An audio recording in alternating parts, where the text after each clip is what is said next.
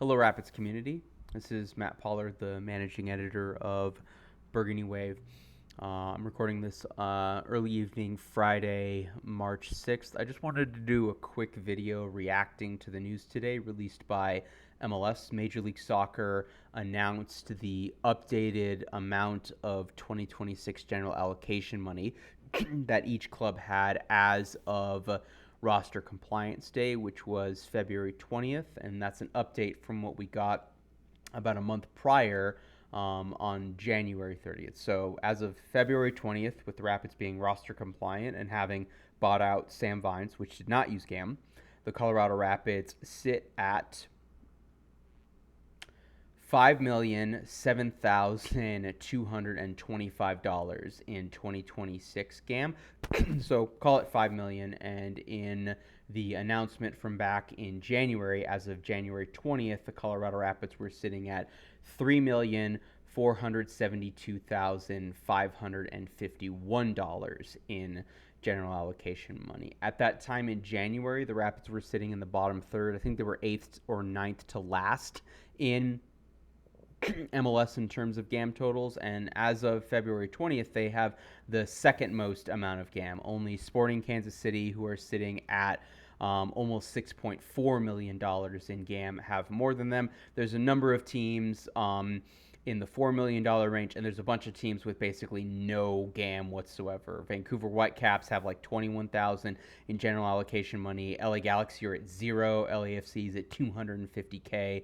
Charlotte's at 75K. So there are some MLS teams that have less GAM than they're paying, a player middle tier in their roster in terms of salary. So we've got two data points in time. One at the start of preseason where the Rapids are at $3.5 million in general allocation money, and then just a few weeks ago where the Rapids are sitting second most GAM in MLS. We do know on Tuesday, February 3rd, the Rapids sent 2 international roster slots to Chicago Fire for $850,000 in general allocation money.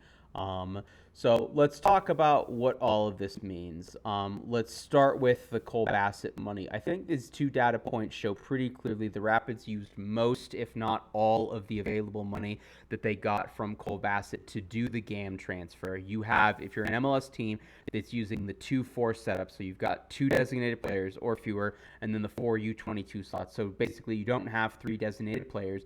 You have the option over the course of the entire season to buy up to $2 million in GAM out of pocket. And there's a bunch of reasons why cash on hand is less value than having the internal transfer money, the Garber Bucks GAM, that's available to you to do deals within the league. I have heard from a league source that is actually split up, and I know other people in the MLS media space that have heard similar things, to where it would be kind of convenient if there was a deadline for you to buy all of that GAM and have that available. So you have 2 DPs right before that deadline, and 4 U22s or 3 U22s. And then you tell MLS that you are only going to have 2 U22s for the year. They then say, okay, give us the $2 million cash. We'll let you convert that into $2 million in general allocation money. That deadline then comes before one of the transfer window closes. You then sign a third designated player. So my understanding from what I've heard from a league source and what I've heard other members in MLS media say is that is actually spread out, and it's coordinated with some deadline surrounding both of the transfer windows. So what is possible, but I don't know this for sure, is that this was a deadline for the first half of the year, and now teams are locked into their roster configuration. So in the case of the Rapids, two DPs, 4 U22s, only 2 of which are currently occupied right now. Then the Rapids get a portion of that GAM that they can choose to buy. I would assume half, because there's 2 transfer windows, so say $1 million in GAM.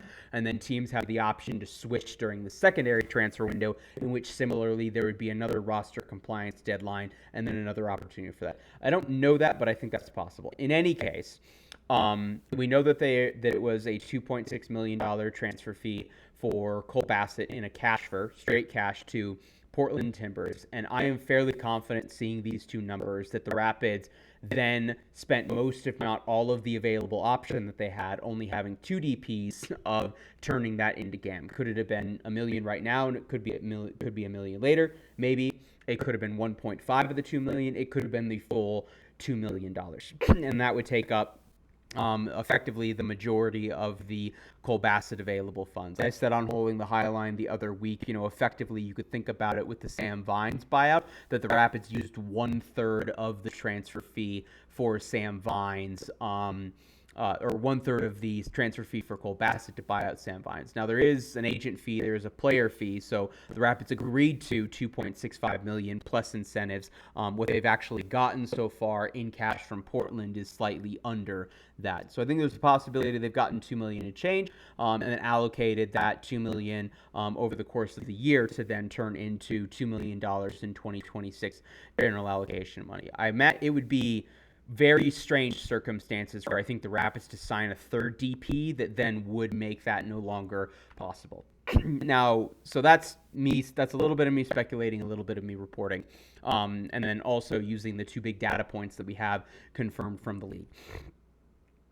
There's some very clear information that we do not have on this, and that's what have individual clubs, how have they spent their GAM throughout their roster if it's not on a transaction that requires that being published with that number. So you have the option with a number of players to buy them down using general allocation money. So using GAM to then not pay them out of pocket. They can save you money on roster budget charges, and they can also save you on, it saves you on cap space, effectively. And we don't have numbers. Teams don't announce what they're doing with that. So it's not like we're going to hear that, the Rapids spent, I don't know, $50K, for example, buying down the salary of Ian Murphy, for example. We do know the players that the Rapids have on TAM. It's Reggie Cannon, Hamzat Ojitiran, Rob Holding, and Zach Steffen. But there's a few others in there. Could they have spent a couple $100K in general allocation money to buy down Ian Murphy, or, well, I guess Alexis Munoz is not a good example because he's a U22. Maybe a Josh Atencio or a Keegan Rosenberry, I think would be other players in that category. So, I would guess, this is, just me spitballing here. I think there's probably a lot of MLS teams that could spend $500,000 in GAM for stuff like that throughout their roster. Could it be up to $1 million for some MLS teams, depending on their roster build and what their strategy is and where they're at with contract and budget situation? Possibly. So we don't know what those numbers are, but it's possible that the Rapids could have spent upwards of that money. If you're just thinking, where has all of that money gone? So that money has already been allocated at this point with the $5 million in change number. This is then functionally cash on hand that hasn't been spent. Roster-wise, hasn't been doled out to other MLS teams in trades, like for Dante Sealy, the $1.9 million in GAM that they spent for him over the course of the next 2 seasons. That is the actual cash that is available for the Rapids to say, hey, Inter Miami, we want to buy Lionel Messi. We will give you $700,225 in general allocation money. So I would categorize this as Porter Smith has acquired a war chest of GAM to then do something with. I've said a lot of details. I've spoken about a lot of things. Oh, one other thing that I wanted to mention about the TAM players. All targeted allocation money at this point in the MLS roster rules is now discretionary. So you could almost think of Steffen, Ojitiran, Holding, and Cannon as being bought down with a bit of money of discretionary general allocation money. We don't have salary numbers yet for 2026, but we know that Reggie and Zach were at about $900,000. We don't have a number yet for Hamzat Ojitiran. Yeah, and I think Rob Holding was prorated at $1.2 million for his half-season contract for 2025. So call it, maybe another $500,000 there in targeted allocation money, and that was effectively bought GAM. So you can almost look at it as saying that Cole Bassett's transfer fee on paper potentially went to the purchasing of a bunch of GAM, and then also discretionary GAM, targeted allocation money to then buy down those 4 players to then create more cap space. Okay. I've lost most people here. I've said a lot of things and a lot of details. What's the actual, like, big picture here? The Rapids came into preseason with one of the lower amounts of general allocation money within the league. That was mostly due to their acquisition of Dante Sealy, where they sent a bunch of money to Montreal. They then traded 2 international roster spots for a record fee in terms of GAM of 850 GAM for 2 spots, so 425K in general allocation money. That's good business. They then sold Cole Bassett for straight cash, not general allocation money, in a cash transfer, and then likely allocated that money towards the available GAM purchase they had because they only had 2 DP slots.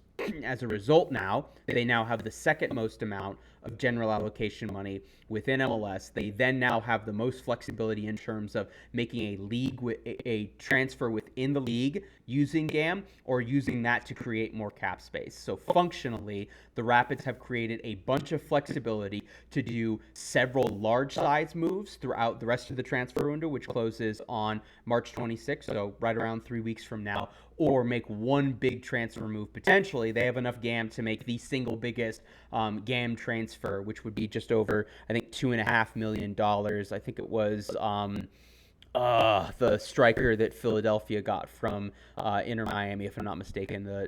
That's slipping my mind right now. On top of that, we have the roster compliance, roster breakdown. We know that Navajo and Aronson are the only 2 DPs right now for the team, and the U22s are